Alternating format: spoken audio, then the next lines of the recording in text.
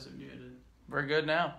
All right. Hi, everyone. I'm Zach Sturniolo, sports writer for the Pocono Record, and joined today by Shawn Suchy, sports writer, and sports editor Mike Kuhns. Hello, everybody. First Facebook Live. Hooray. Awesome. So instead of doing a podcast like we normally do, we had some technical difficulties this week. So with our technical producer and photographer Keith Stevenson out for the week, here we are. We're on Facebook Live, and we're going to go through our first week of high school football picks and make some football picks with everyone here. So if you guys want to interact, feel free to comment, like it, share it, and ask questions. Please. All right. So with that, let's just roll right on to it. Our first game of the week, ACC, Allentown Central Catholic, is on the road at Stroudsburg this week. Season starts tomorrow night, Friday night. Mike, I'll start with you here. What are you expecting here? I think it is the game of the week too. I really do. I think these two teams have a lot of history, and the fact that Stroudsburg needed a big second half comeback last year to win this game is very telling. Now, if you're a Stroudsburg fan, there are some questions. Offensive line, Stroudsburg has 3 linemen who left last year's team are playing collegiately, and so that's a factor. That's a factor right there. I do like the fact though that they have some guys like Sammy Camus who's going to step in. Now, Sammy, I know from covering wrestling as well, has been a starting heavyweight for them for a couple of years. He's a good kid, big kid. I think he's going to fit into that offensive line well. But the question really is at running back for them. I think I talked to Coach Miller this week, and he told me basically, that we've got 5 guys that we like who they think they can rotate, but a lot of those guys also play defense. So if you want to keep your guys fresh, there might be a rotating back system. Now that's a little bit unusual for high school football to really stick with that kind of philosophy for any kind of length of time. So do they whittle it down this week and find maybe 2 or 3 backs that they like? That's a really big question. Shawn, during our football preview, or during Heat Acclimation Week, you went over and spoke with Coach Miller. What were some of the things you picked up on, and what do you feel like we can expect from this Mountaineer team? I think their offense is going to come out strong. They're a very fast offense. I think they can take advantage of ACC's defense. The past couple of years, they've given up a lot of points to North teams, so I think Stroudsburg can take advantage of that. So don't worry, Stroudsburg fans. I'm taking the Mounties as your returning 3-time champion of our football picks. So you can expect. You knew we had to put. He that wastes no time, does he? No time. Knows that. I think Sherwin Stewart's going to have a big year, Yeah, and I think he starts it off strong with a Stroudsburg victory. And that's the thing with Sherwin Stewart is that he's a dual threat quarterback. He can run the ball, but he's got a good arm too, and I think he's only gotten better really since last year. I expect him to have a really good year. To your point earlier, Mike, the running back position is going to be a big question mark. Yeah. And another factor, next factor is going to be in this is watch where Ben Stokes lines up defensively. Coach Miller was saying that not to give away any family secrets, but they're going to move him around. He's not going to be always that traditional middle linebacker. He's very mobile. He's an all-conference type player, and they're going to treat him as such. He's one of those veteran guys that they're going to lean on him for a lot, whether it be rush the passer or cover a tight end or obviously stick his nose into the run game. He's a big factor. But on the other side of the ball, we didn't talk about ACC at all here. They got a pretty good stud linebacker in Logan Bachman, who got hurt in this game last year and really didn't play a whole lot. He got hurt in the first quarter. ACC took a 21-0 lead in that first quart. All 3 of those touchdowns thanks to Bachman at running back. The Stroudsburg faithful, remember, they had a botched, they had a miscommunication, if you say, on a punt where some people thought it was a fake, some people thought it was just a regular punt, and they screwed the whole thing up and gave ACC good field position. Another time in the first quarter, the punter dropped the ball. They don't get off a good punt. So these kinds of things that dug them an early hole, and then everyone knows the story about Stroudsburg in the second half. They come back and win the game. But and that's a game that determined the ACC, or I'm sorry, the EPC North Division title. that Strasburg ends up winning 28-24. This year it doesn't, because ACC is a member of the South, and Northampton, the Concrete Kids, come up and join the North this year. So it's an interesting pairing how that happens. But the quarterback for ACC is back, Rauscher, Frank Rauscher. He started 10 games for him last year. Very, very good quarterback, athletic kid, got a good arm. Has his top receiver back, Justin Pasquale, had 44 catches. So those are three significant weapons for any team, and I think it's a bit of an upset for ACC to win this game, but I think they might do it. And I took ACC to win the game. Oh, I know, Strasburg faithful might not like that. They're not. I'm having visions of picking. See, last year I picked Pocono West to win a game up at Pocono West, and then Strasburg went up there and whipped them the first time, and then West came back down to Strasburg, and what happened? We all took Strasburg, and West won the game. Exactly. So I'm having visions of this in my head. Oh, for sure. Well, Shawn picked Strasburg. Mike picked ACC. I'm going with Mike here. I'm going with ACC.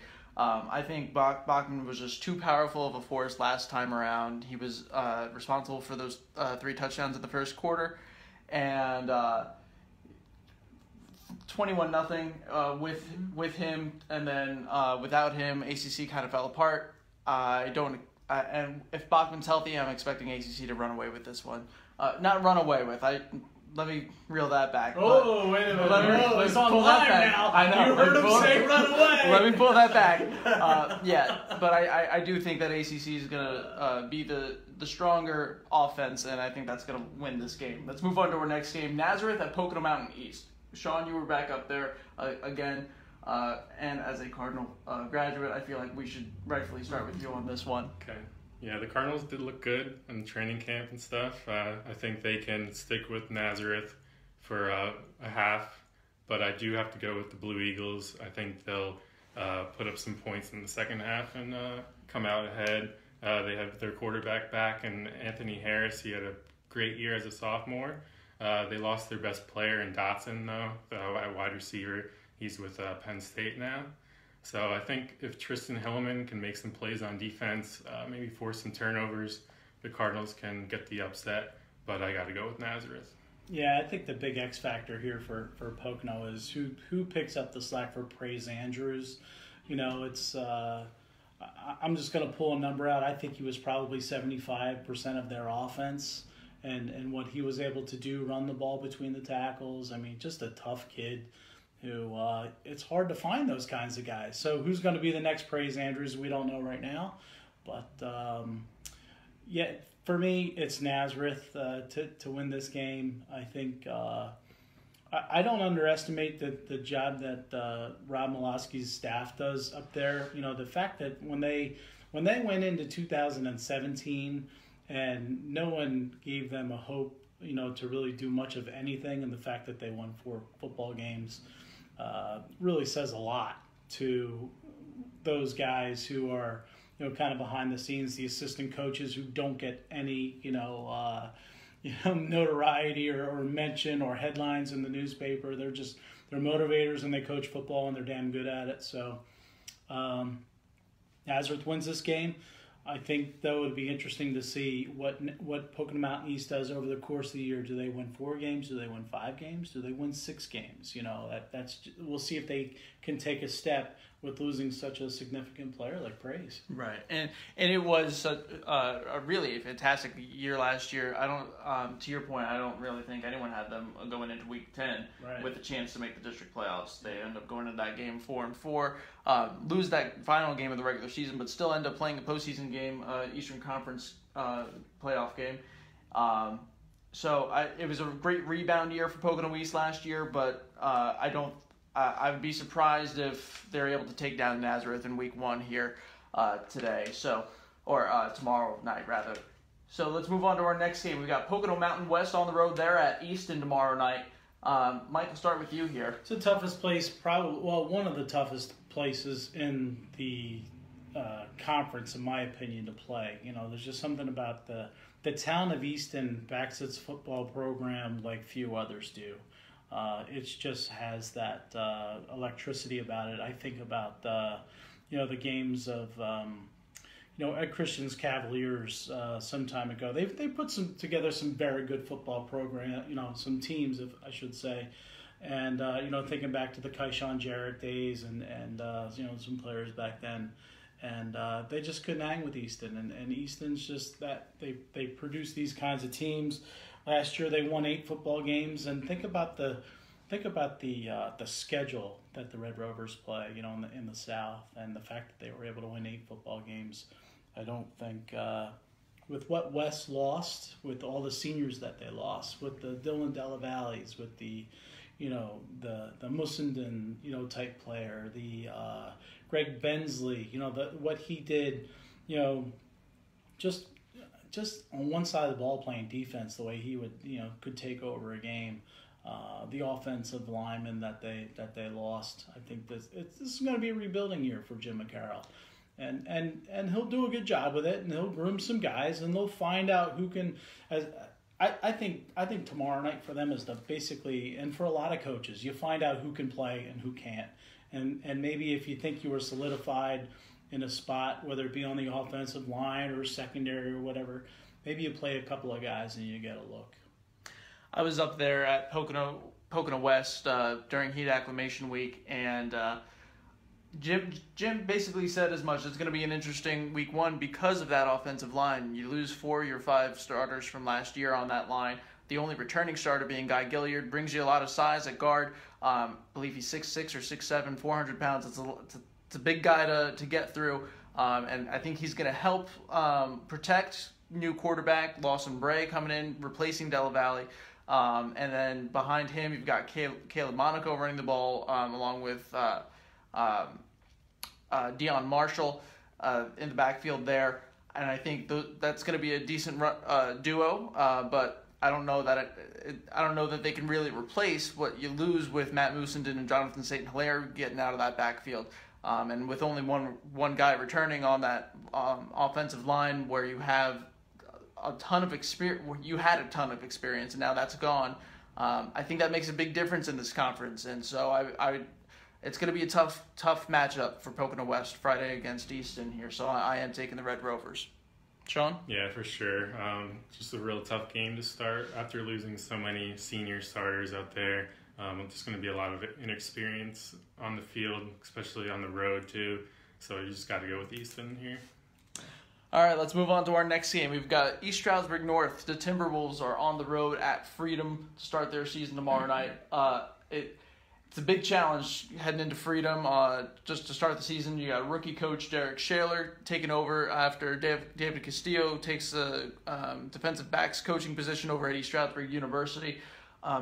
Shaler was with the Timberwolves last year as well as their offensive coordinator. Before that, spent 3 years as Stroudsburg's defensive coordinator, so he knows what he's doing, calling the shots. But obviously, anytime someone comes in as a head coach for the first time, it's always much different as a head coach than it is as an assistant. And this is a team last year that went winless, went 0-11. It was very difficult for them to kind of find their place, find their identity. I think they're getting closer to that now. Looks like they've got R.J. Jacobs coming in at quarterback, and I think that they're very excited about him. He had a good game against the ACC last year. I believe that was week 6, but then week 7 goes out against Easton and ends up suffering a concussion early in that game, and he misses the final 3 games of the regular season. So I know he's eager to get back onto the field. I know Shaler really likes what he's seen out of him so far. But this is going to be another building year, I think, for East Stroudsburg North, and we'll see what happens here. But I think Freedom is gonna. I think it's safe to say Freedom is gonna run away with this one. Shawn? Yeah, you said it all. Got to go with Freedom here. They usually have good success against teams in the North, so you just got to go with Freedom. Yeah, it's going to be Freedom to win this game, though. I think, for Coach Shaler, it's just a matter of creating some excitement again, creating where Chuck Daly had the program, being competitive, if not 500 or in the playoffs or right around 500. Yeah, there were some down years too, and obviously mixed in there. But I think that it's recreating the culture of winning football, and you just start with baby steps and you move forward, and hey, you get a couple of athletes and maybe you pick like what their strengths are and you go from there. But yeah, this week is not going to be a win for North. No. All right, our next game, we've got Liberty visiting Broadheadsville. They're going to be at Pleasant Valley on Friday night. Mike, I'll start with you here. Some interesting things coming out of Pleasant Valley so far. Well, I mean, the new coach, Matt Kuhns, if you've had a chance to talk with him or hear him or whatever clips you may see him on TV or whatever, first thing that comes off, excitable guy. He's fast. He's intense, and he's a winner. And I think that's why Pleasant Valley, got him. He came from a program at Lehighton where they did a lot of big things last year. He was a defensive coordinator there for a couple of years. I think their only loss last year was to Palisades, who won the Colonial League. So your mighty Palisades. Oh, we'll take it. Palisades. If they remember who 77 was in 1987, well, there you go. Great. Yeah, I really like the moxie of the coach and what he's made up of. I don't know that they're going to get a win. I think Liberty, just on, if I looked where Pleasant Valley was last year and winning 2 games, the fact that they lost their quarterback and the backup quarterback transferred, they might be some time away before they build back up to where they were.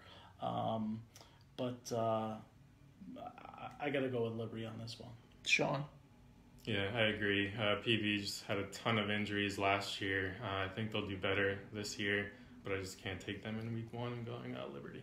Yeah, and to that point, 17 of Pleasant Valley's 21 starters last year ended up sidelined by injuries at some point or another last year. It was a bad year all around, and I know the Bears are eager to put that behind them. Jack Stevens coming in at quarterback. He's a junior. Very, very inexperienced at this point. Really, I think the biggest question mark is what can Nasai Moon at running back do and defensive back. He's by far their most proven player on this team, and I think the offense is going to go through him for a little bit to start this year. But week 1, I'm sticking with Liberty. I just don't see the Bears pulling this one off. One more high school game this week. We got Whitehall at East Stroudsburg South tomorrow night. Shawn, I'll start with you here. What are you thinking? I think South's going to have a really good year this year, but Ed Christian's last season. But I think Whitehall is just a more complete team. I think it'll be a shootout, but I think Whitehall comes out ahead in the end. Mike? Going totally the other way. I think this is East Stroudsburg's one of their better teams that they put together. I really like Ryan Clark and what he's going to give in the backfield there. They're young at quarter. Well, they're not young. They're inexperienced at quarterback. But their offensive line is led by Tim Kinney, who's going to move from guard to tackle. Big kid, athletic kid.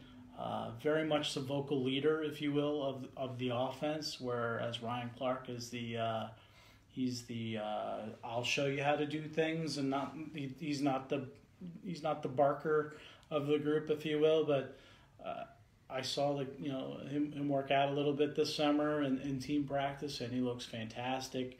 He really worked on his speed. He joined the track team last spring just to work on his speed because he was a little bit sluggish. He wanted to be a tailback, but he got his 40 time down to 4.69, somewhere in that range. I think the thing that took when I went over to Eastburg a couple weeks ago, the thing that I walked away with was how adamant they were sending out Ed Christian on top this year was very important for this program, to the team, to the seniors. Prideful year for them. Those kinds of messages came across that they want to, send him out, on a positive note. So, yeah.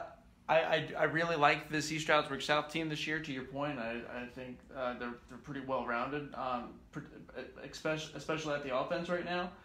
But I'm at a point right now where I have to see it first before I really commit to the Cavaliers. So I'm going Whitehall week 1. I'm very eager to see what Brian Clark is capable of now that he's got the sole spotlight at running back. Last year he was spending time sharing that role with Shawn Solomon, who was the leading rusher in our area last year. But this year it's all on Clark, and I feel like if he can maintain really what everyone's expectations are, meet what everyone's expectations are, I think he's going to have a fantastic year, and I think he can really lead the East Stroudsburg South to a really good year, but I need to see it first. So I'm going to go Whitehall week 1. All right. A week from tonight, the college football season starts with some PSAC games. We've got East Stroudsburg University on the road at Ferris State up in Michigan. Mike, they're taking the bus. They're taking the bus on a 2-day trip, and away they go, and it's going to be a tough hoe for them. Ferris State's one of the top programs in the country, and the fact that they're playing on their season opener at home, I think this is going to be a rough go for ESU. I really like what they're going to put out in Ben Moser, the quarterback. This is going to be his second year as a starter. I think for Ben, they have to figure out 2 things: how are they going to protect him, and then get his completion rate up, because he was at just around 48% last year, which at the college level is not going to cut it. They had big questions at wide receiver. They're gonna play some guys who really haven't done a whole lot in their careers. They lost Tim Wilson, their leading receiver from last year, who is in camp with the Philadelphia Eagles this year.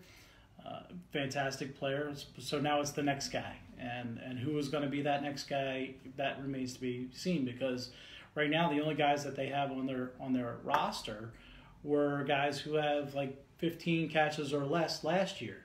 So it's a very telling situation there. The other situation is on the other side of the ball at linebacker. They graduated Mike Kuhns, Sekou Jones, and Dakota Everett, all 3 all-conference linebackers who were in the top 5, I think I'm safe in saying that, in tackles. So when you have that kind of situation, you go, okay, who's going to be the next guy, to step in a linebacker? I will say this: I wrote a story which is coming out in our football tab tomorrow, that on a young man by the name of Mark Renato, who is from Delaware Valley High School. He's a defensive tackle. He 2 years ago in 2016 was diagnosed with MRSA and was immediately rushed to the hospital. Had 3 surgeries in 2016. They thought that he was clear of this situation. Turns out that he was not, that he had MRSA in his femur bone. And when he was walking on campus, he broke his femur, which I don't probably have to say too much. I mean, that's one extremely painful but extremely serious situation. He was rushed back to the hospital. Doctors fought to save, 1, his life, and 2, his leg. And then the fact that he battles back from that. He serves as a volunteer coach, just hanging out with the team, just trying to stay involved with the, to help his spirits, and is back in uniform. It's just an amazing story of the will to live, survive, the broken leg, to play. It's just every time I think about it, it gives me chills, because what this guy has been through, and his fight to get back on the field, and his teammates are totally aware of obviously what's going on and what he had to do to get back there. So that's I wish him nothing but the best. It's a pretty intense story. A very intense story, and truly remarkable. The fact that he lived through it and everything is amazing to begin with, and then you would throw on top of that the fact that he was able to regain the weight that he lost from going through all of that, and get back onto the field and still be the team's starting defensive tackle. I mean, it's nothing short of amazing. And the conversations that I had, like with his the defensive coordinator Chad Brain over at ESU, who was just like, he's telling me about preparing himself to go into the hospital room to visit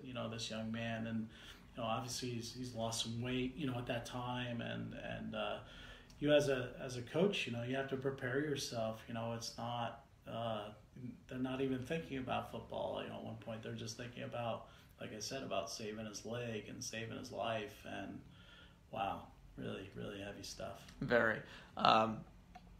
That being said, I'm going with Ferris State on this game as well. I think too big of a challenge week one, especially considering that there's a lot of new faces with new expectations. I'm going Ferris State here. Shawn? Yeah, Ferris State, pretty good football team, 12-2 in the Great Lakes Athletic Conference. ESU pulled off a nice non-conference win last year, but I just don't see them winning this game. It's tough traveling to Michigan in a week or whatever, so I'm going Ferris State. Another game next Thursday night. Westchester is on the road at Bentley. Shawn, I'll stick with you here. What have you got? Yeah, I'm going Westchester. They put a whooping on them last year, so I think they get it done again. Yeah, I'm piggybacking your pick there. I'll take the Rams. Yep. Yeah, I think we're all unanimous on that one. We are going with Westchester. Way too good of a program last year for me to go against, especially week one here against Bentley. Pace at Millersville. Shawn? I feel our like Millers. Should we preface this with this is our Millersville graduate? I think it's safe to say that this is one scenario in which he might be a little biased. Yeah, I really don't know how anyone could pick against the Marauders this week. I mean, they've won how many PSAC titles? I mean, they've got them lined up all over the place. Yeah, you got to go Millersville here. At home, playing Pace. We have a new head coach, J.C. Morgan. He coached over 10 years at Shippensburg. He's bringing a new offense to the team. So hopefully, get some more points scored. It's going to be a nice Thursday night game. We have a new field, new turf, new paint. So the kids are the guys are going to be pretty excited to get out there. So you just got to go with the Marauders. All right, I hear you. Listen, I get it. All that. It's the most excited he's ever been about a football pick. I know. He's very excited. I'm happy for you. You got a good coach. Mm-hmm. The guy, from Shippensburg. Shippensburg has produced some good teams, some very good, some offenses. We'll see how this works out. Lots of points. I hope that that this does work out, because you want teams in the PSAC to be competitive, especially around the area. But just to get under his skin, I took Pace. Not a bad pick. Yeah, not a bad pick for your championship This is why run. he's the champion, and I go, yeah, all right. I know Mike and I have September 27th circled on our calendars. There it is. The Warriors have to head down to Lancaster County. Ooh. It's another Thursday night game. Yeah. The ESU is going to look for revenge after their 12-0 shutout last year from Millersville. So that's probably the game of the year right there. There it is. And, Might be the game of the year. Yeah, not just the PSAC, but all of college football. Like, forget the national championship game. This is it. September 27th at Millersville. That's like that he knows the score from last year's game. It was 12-0. All right. Well, I mean, ESU Millersville. It makes sense. It makes sense. We hold grudges here very regularly, and it's fun. It makes it fun. For what it's worth, I'm going with Millersville as well. Not because I'm trying to suck. Game on both of you then. Listen, I'm not trying to suck up to Shawn here, but he's a winner for a reason. That's all I'm going with. Our last game of the week here, showcase Division I Saturday matchup. Try not to laugh at this one. Hawaii and Colorado State. Mike, I'll start with you on this one. Hawaii's underwater. Yeah. Right now, so I mean, are they even flying? Like, are they?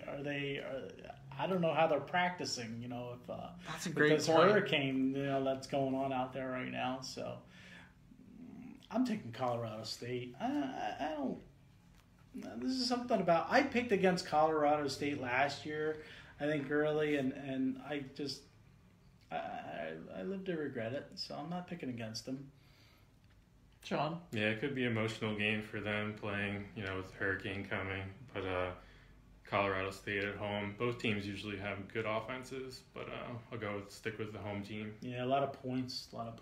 Yeah, and basically for that reason, I'm sticking with Colorado State on this one, especially having the home turf here.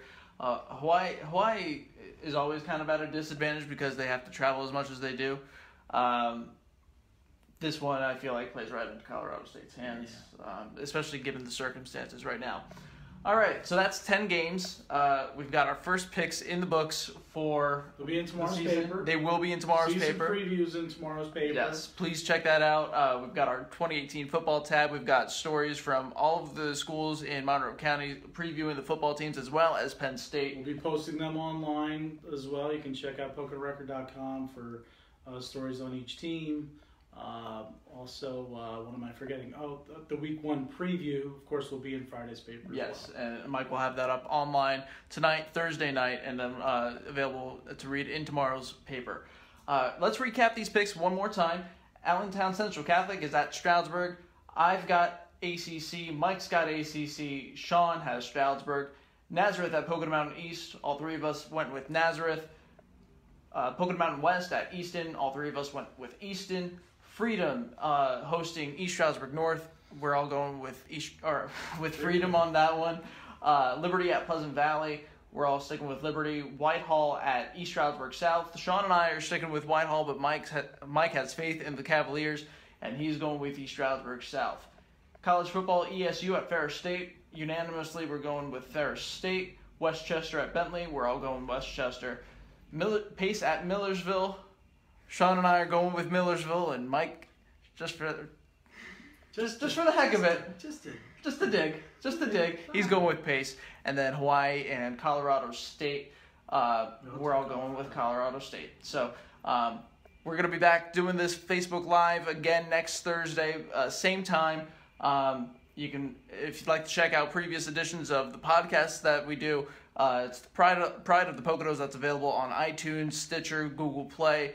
And you can search that on the Pocono Record website or via those outlets by searching for Pride of the Poconos.